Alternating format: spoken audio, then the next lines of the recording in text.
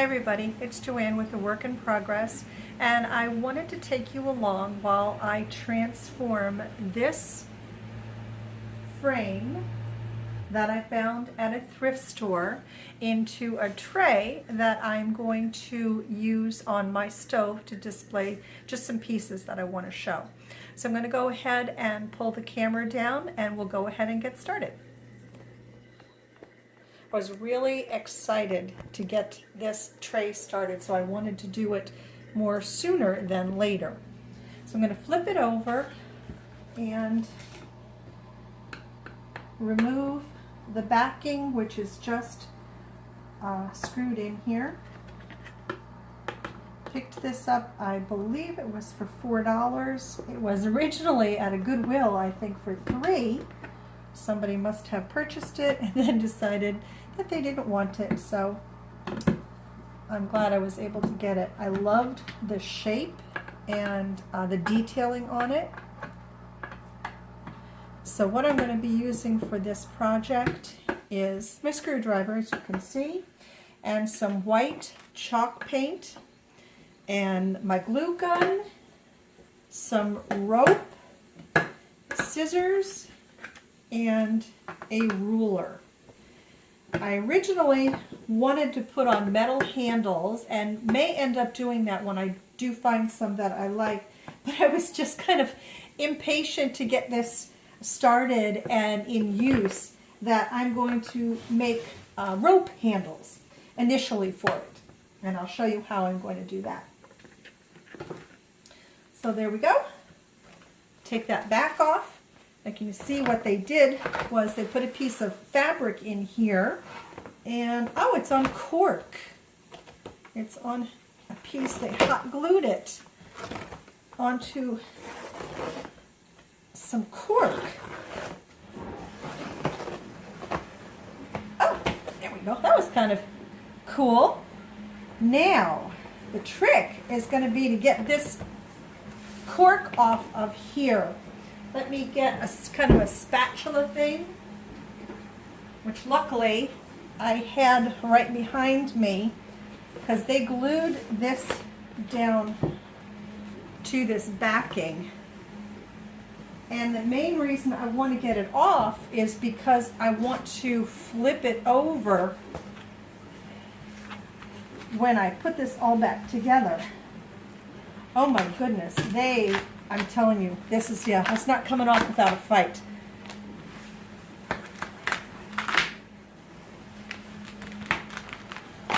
There we are. Whoops. The pieces that are hot glued down, I may just not have a choice and have to leave them where they're at. But anyway, I'll do the rest of this off camera. This part you don't need to see. Not very interesting. Now here is the frame, and you can see the really lovely detailing on this. So I'm going to, this is a Rust-Oleum chalk paint that I picked up. I think I got this at Lowe's quite a while ago. And it's lasting a good long time.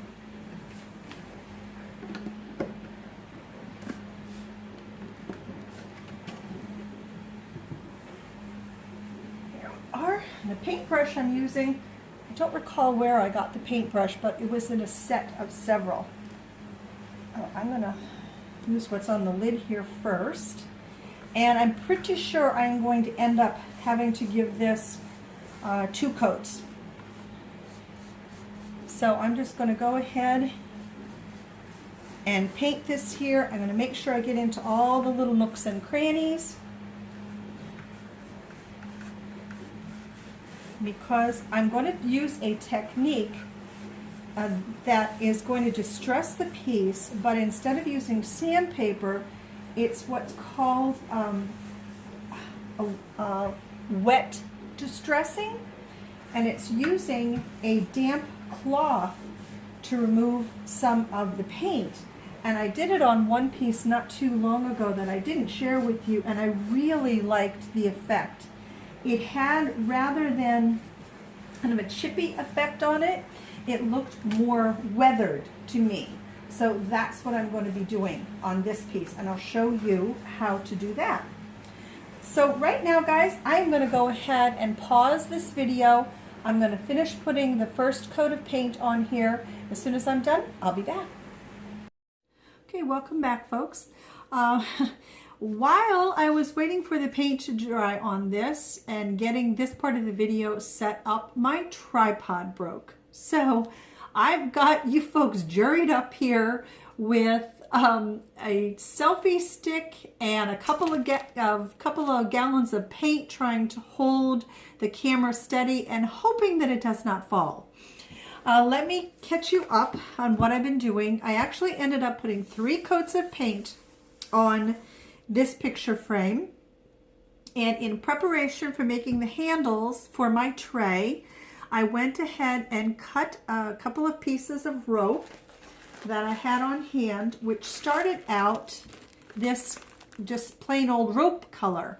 And I didn't want that next to the white. I thought it was really going to get lost. So I used just some shoe polish that I picked up at the Dollar Tree. I had it on hand. And with the applicator, I just put it on to the rope. And I really liked the way that it darkened it up. So I liked that effect. I wanted to show you that. And I also started to cut out some pieces of cork that I also had on hand that I'll use as the surface for the tray. I grabbed myself a rag and dampened it.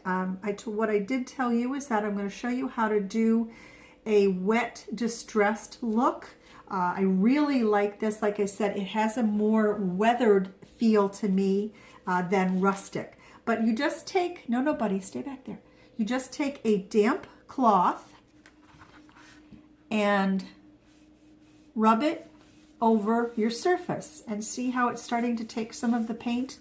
I hope you can see how it's starting to take some of the paint off. I think this works. Yep, you can see it real nicely there, I hope. I think this is going to work best with chalk paint. That's what I have done it with. I've not tried it on acrylic, so I don't know how that would work. And Buddy is trying to help here. Come on, Bud, get back. So I'm just going to take my wet cloth and gently move around my piece here, working a little bit at a time on this roping detail, taking off just as much paint. So the thing with this is that you can always, if you don't like the amount of paint that you took off, I'd start out light-handed because you could always go back and take off more. But this effect I really, really do like. Take some off of the inside here as well.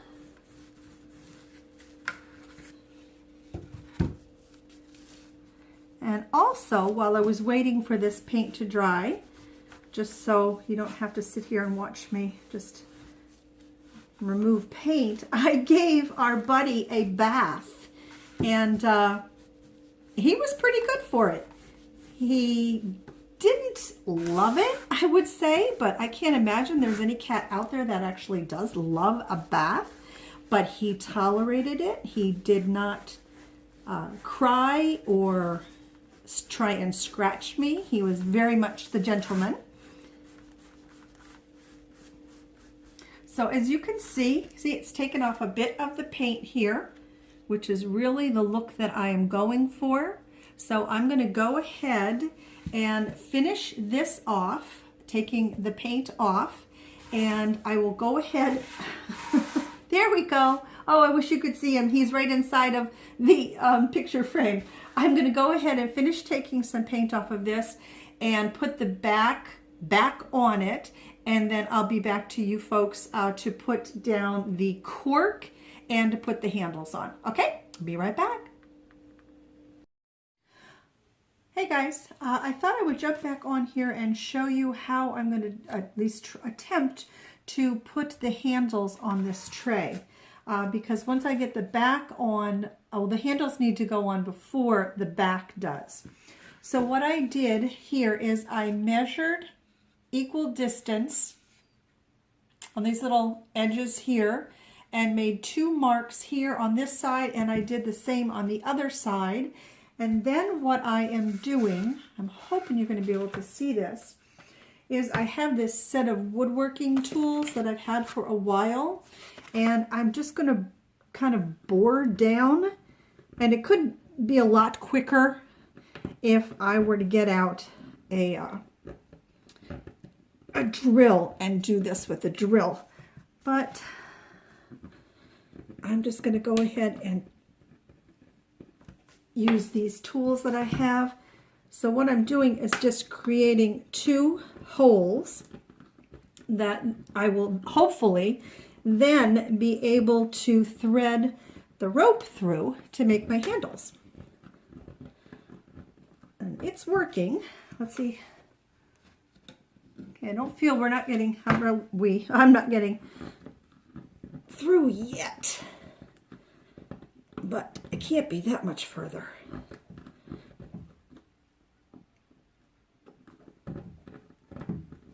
Oh, this is a lot of work.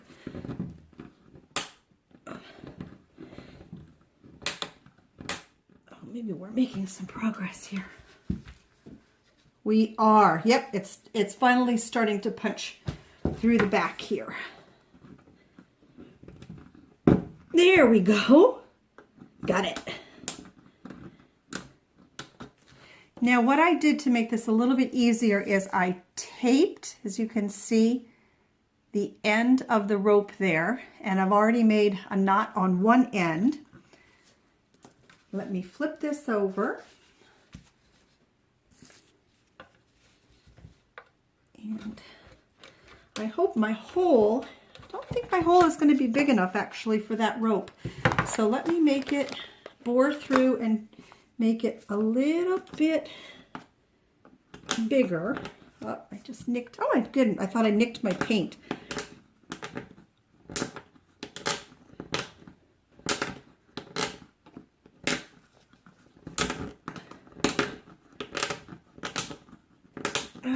Yep, that hole is going to be perfect. I'm going to put that ruler underneath of there because when this pops through, I don't want it to go into my table.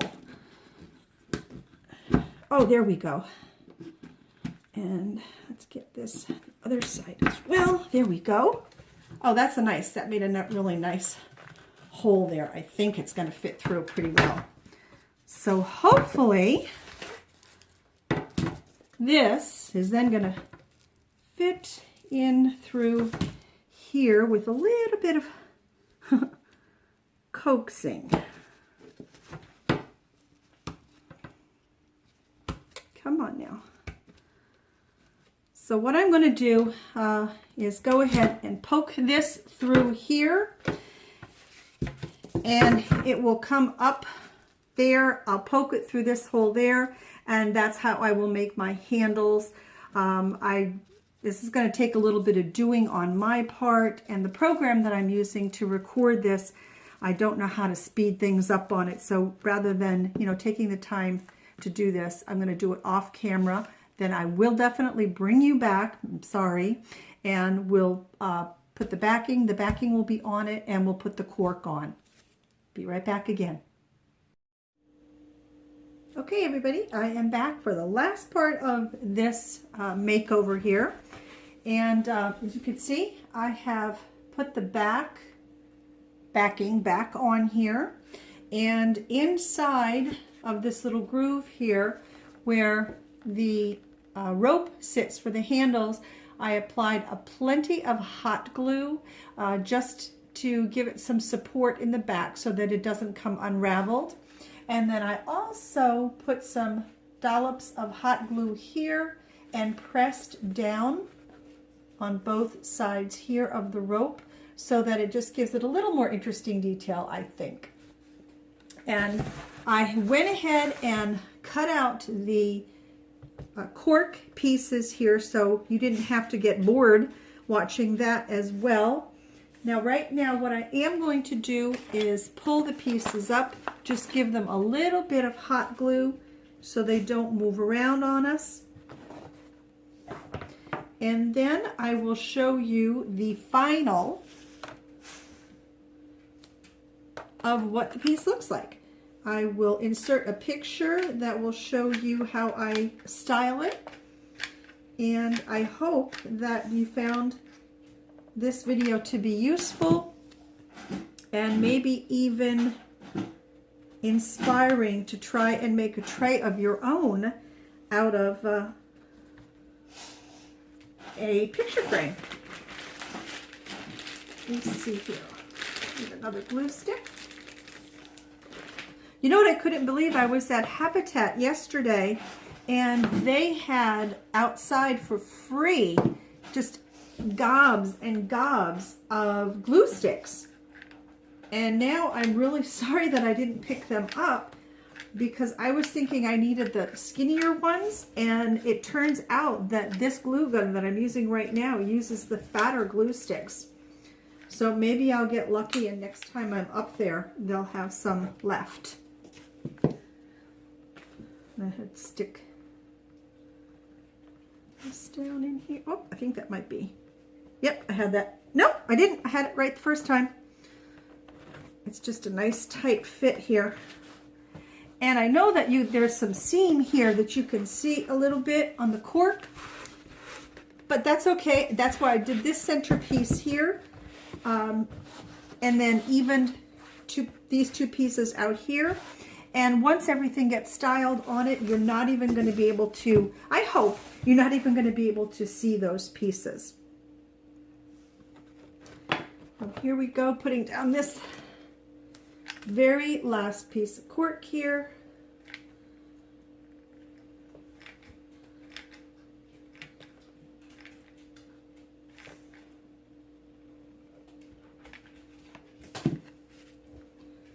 This is going to be a nice tight little fit here too.